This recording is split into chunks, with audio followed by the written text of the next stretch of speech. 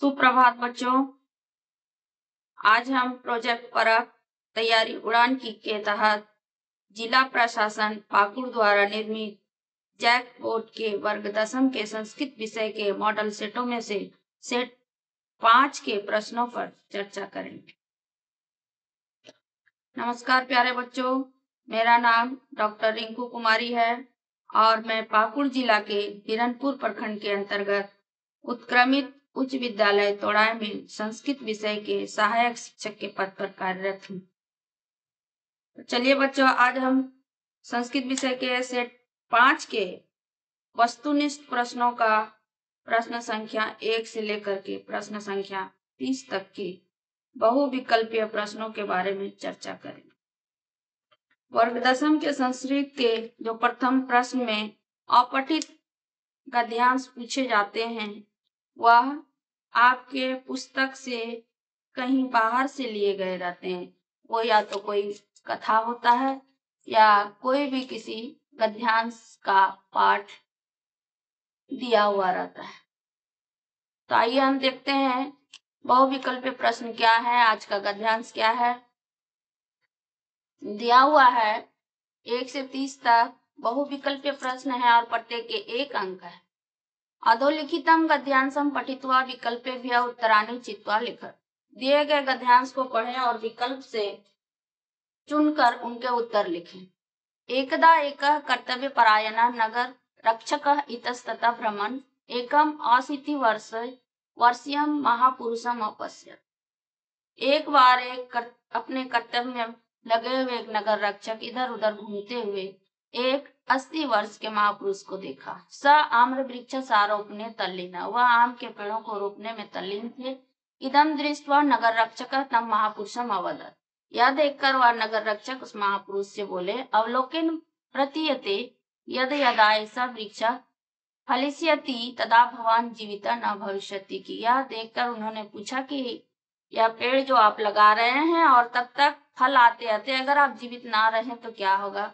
अतः भगवान किमर्थम वृथा परिश्रमम करोति, इसलिए आप बेकार में परिश्रम क्यों कर रहे हैं। महापुरुष हसित्वा अवदत्, महापुरुष हंसकर बोले, पश्यत्यु एतान फलयुक्तान वृक्षान, देखो इस फलयुक्त वृक्ष को, एतेषां वृक्षाणाम आरोपणम मया न कृतम, इस फलयुक्त वृक्ष को देखो जिसे मैंने नहीं रोपा है।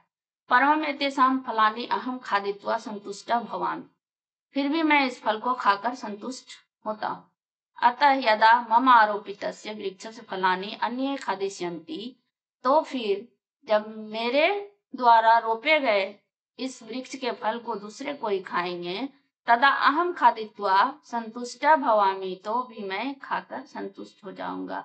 अतः यदा मम आरोपितस्य वृक्षस्य फलानि अन्ये खादिष्यन्ति, तो जब मेरे द्वारा रोपे गए इस वृक्ष के फल को दूसरे व्यक्ति खाएंगे, तदा अहम पुनः प्रसन्ना भविष्यामि, तो फिर मैं प्रसन्न रहूंगा, प्रसन्न हो जाऊंगा। महापुरुषस्य वचनम श्रुत्वा, महापुरुष के वचन को सुनकर, तम च नमस्कृत्य नगर रक्षकः उक्तवान, उसे नमस्कार कर नगर रक्षक बोले, अनुकरणीया एवं सज्जनाम सजनता, सज्जनों के कार्यों का अनुकरण करना ही सज्जनता कहलाती है। चलिए बच्चों, अब प्रश्न देखते हैं।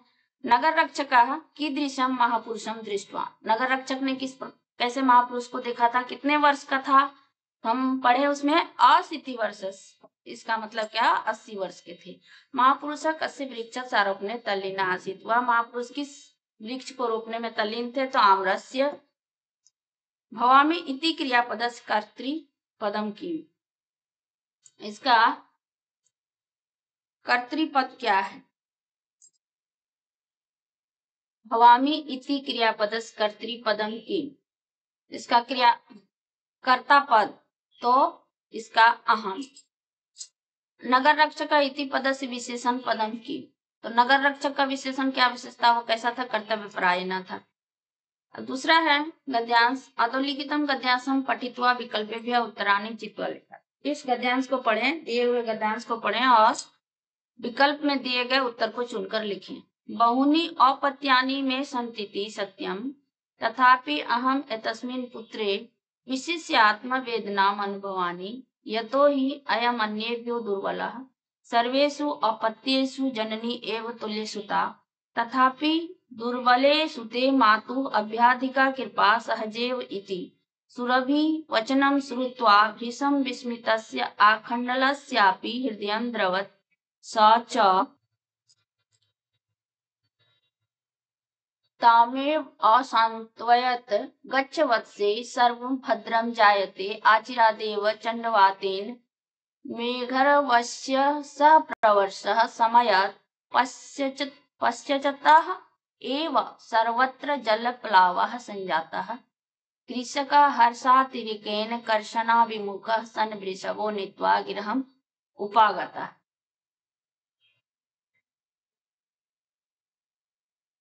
इसके अर्थ को देखेंगे।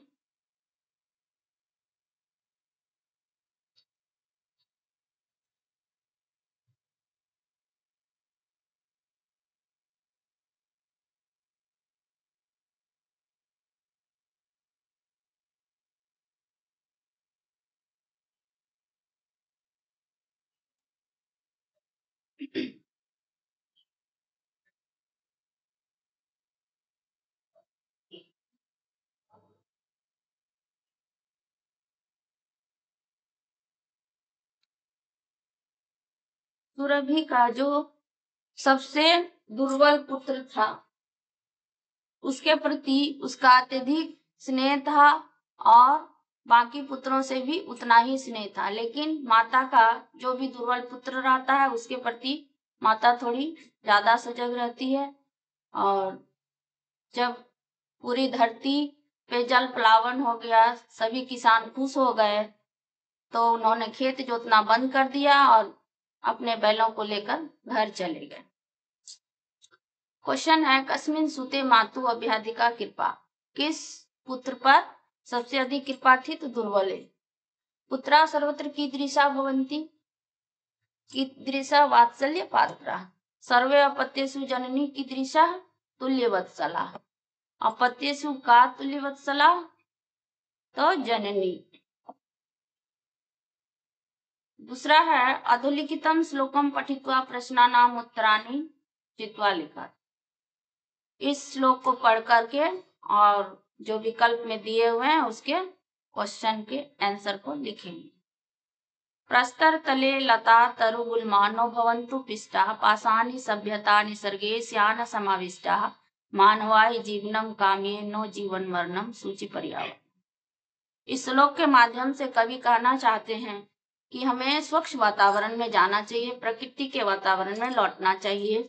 जो हमारी सभ्यता है वह पत्थरों के नीचे ना दब जाए और जो छोटी छोटी लताएं हैं वो उनका जीवन खत्म ना हो जाए, पाषाणी सभ्यता विकसित होने के पहले ही ना खत्म हो जाए। और मैं जीवन, मानव के लिए जीवन की कामना करता हूँ, ना कि जीते हुए मौत की कामना करता हूँ। क्वेश्चन देखते हैं, किम जीवितम रसम न हरेत, किम जीवितम रसम न हरेत, पाषाणी सभ्यता। इसका आंसर होगा पुत्र लता तरु गुल्मा न पिष्टा भवन्तु। प्रस्तर तले आंसर है कवि कस्मे जीवन से कामना, कवि किसकी जीवन की कामना करता है? तो मानव का। मानवाय, मानवाय किम काम्य, मानव के लिए किस चीज की कामना किया जा रहा है? जीवन की। तो जीवन।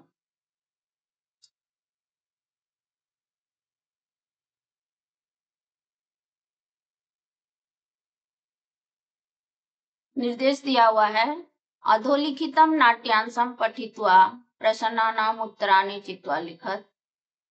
सिंहासनस्था रामा तथा प्रविशत विदूषकेन उपदेश्यमानो मार्गो तापसो कुशलव।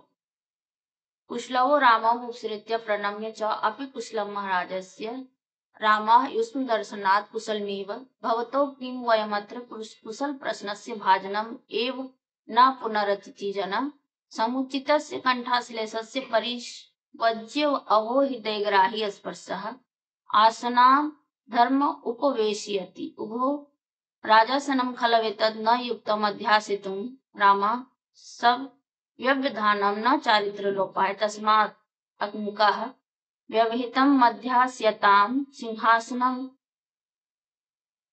क्वेश्चन है इसमें कुशलवो कम उपसृत्य प्रणम, प्रणम, कुश और लव जो है किसके सामने जाकर प्रणाम किए?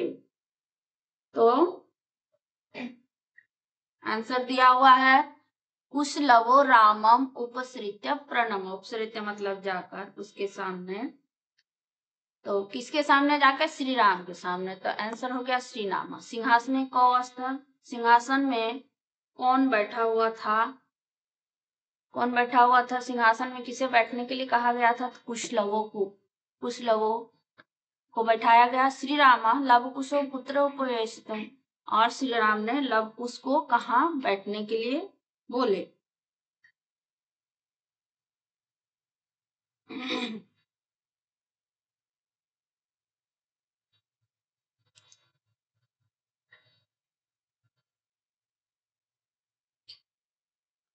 श्री राम लव कुशो पुत्र उपवेशितुम कथयति। सिंहासन में बैठने के लिए बोला गया था। उपसृत्य इति पदे का प्रत्यय लिया। प्रत्यय का अंतिम शब्द हम जानते हैं क्या होता है? य होता है। उप उपसर्ग होता है। उप उपसर्ग श्री शब्द होगा और लिय प्रत्यय होगा। यह मिलकर बनता है उपसृत्य। ये ऐसे बनता है।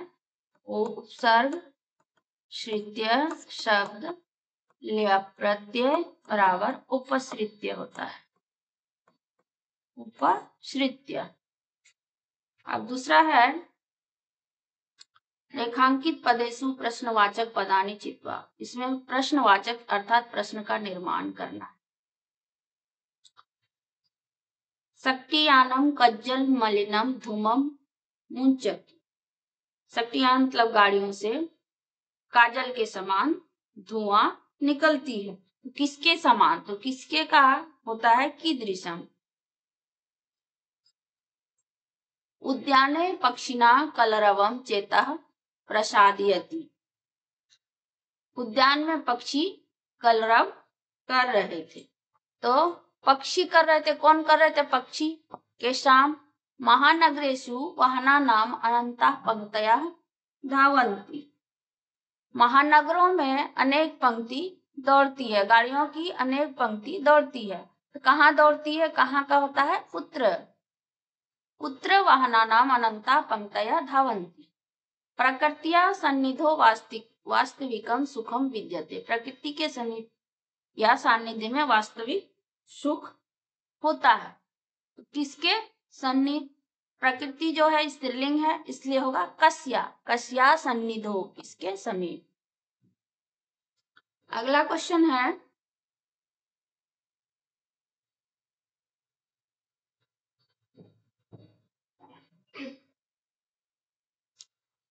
मम नाम देवेंद्र अस्ति।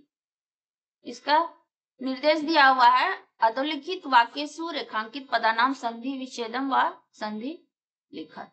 मम नाम देवेंद्र। देवेंद्र का संधि विच्छेद करना है। देवेंद्र का हम जानते हैं देव जोड़ इंद्र होता है। देव जोड़ इंद्र।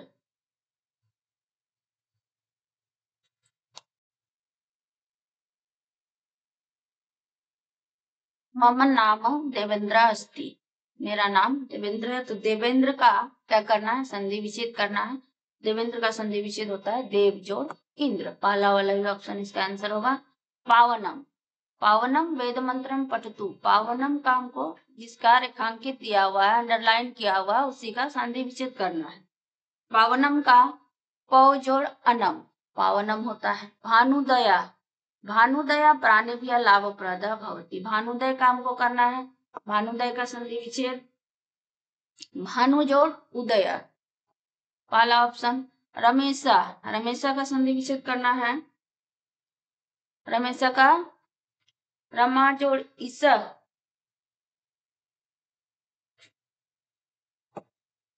4 नंबर का ऑप्शन। अब अगला है रेखांकित पदानाम प्रकृति प्रत्ययो संयोज्य विभज्य व समुच्चय। रेखांकित शब्द का प्रकृति प्रत्यय करना है। पठ जोड़ अस्माभि गीता पठन। पठ जोड़ अनियत। ये दिया हुआ है। इसका शब्द कौन सा प्रत्यय क्या बनता है? तो अनियर का पठनिया होता है। यो रहता है लास्ट में। अनियर प्रत्यय में सबसे उसका अंतिम शब्द क्या रहता है? यो। कौन से ही में यो आता है?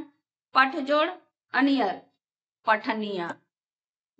मया देवालय गम जोड़ तबियत गंतव्य। तबियत का अंतिम शब्द तब्य ही रहता है, तो उस हिसाब से गम जोड़ तबियत बराबर गंतव्य। नगर जोड़ ठक, ठक प्रत्यय का अंतिम शब्द इक रहता है, इक रहता है। ठक प्रत्यय का अंतिम शब्द क्या रहता है? इक। तो इक वाला कौन से ऑप्शन में है? नागरा में नहीं, नागरिकों में नहीं, नागरिका। तो इस हिसाब से 27 नंबर का क्या हो जाएगा हमारा? नागरिका। अब अगला क्वेश्चन है उचित अव्यय पदानाम पदम विकल्पेभ्य चित्वा रिक्त स्थानानि पूरय। अव्यय के पद से विकल्प से चुन करके रिक्त स्थान की पूर्ति करना है। क्या है? एक रमणीय सरह, एक सुंदर तालाब है, तो तत्र वहां पे एक रमणीय तालाब है, तत्र एक रमणीय सरह। दूसरा है कदापि असत्यम वदितव्यम, कदापि असत्यम वदितव्यम, कभी भी सत्य नहीं बोलना चाहिए। नहीं का क्या होता है संस्कृत में? मां। लास्ट क्वेश्चन हमारा है राजा तथा प्रजा, जैसा राजा वैसा प्रजा। इसका हो जाएगा 4, यथा राजा तथा प्रजा, जैसा राजा वैसा प्रजा।